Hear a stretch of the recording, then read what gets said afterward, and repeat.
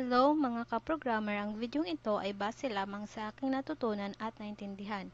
Mag-comment lang kayo for correction o kaya mag-share ng inyong knowledge about sa topic natin na HTML document or ating tukuyin ano nga ba ang kahulugan ng mga elements na ito. Pero bago yan, welcome sa ating channel at sana mag-subscribe ka para naman updated ka sa mga bagong videos natin. So balik tayo sa ating HTML documents.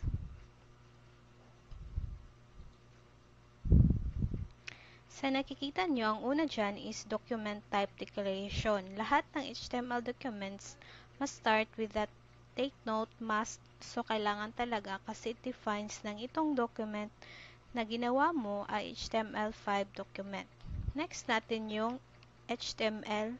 Ito yung root element ng inyong HTML page. At kung pag-uusapan ng word na root like sa plants, pag tinanggal mo ito, ano kaya ang mangyari sa plants? So, dapat huwag kalimutan ang tag na ito at syempre, meron itong start tags and end tags.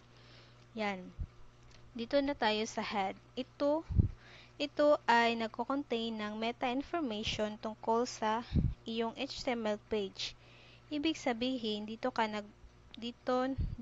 naka-mention yung tungkol sa iyong web page.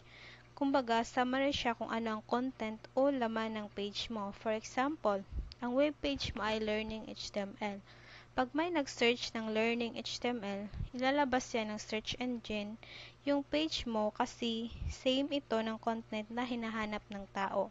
So, huwag kalimutan ang tag na ito. Syempre, meron din itong start and end tags. Next naman yung title. Syempre, meron din itong start and end tags. Dito ilalagay kung ano yung title ng HTML page mo, pero makita lang ito doon sa browser's title bar or page tab. Sunod natin is yung body. Ito yung document body mo para sa mga contents mo like headings, paragraph, images, at iba pa. Bago ka gumawa ng code for headings or paragraph, lagyan mo muna ng tags na ito at meron na itong start and end tags. Next is yung H1 or large heading mo. Pag sinabing large, malaki yung letters na makita natin sa result. Last is P or paragraph. Maliit lang ang mga letters niya sa result. So, tingnan natin ang result.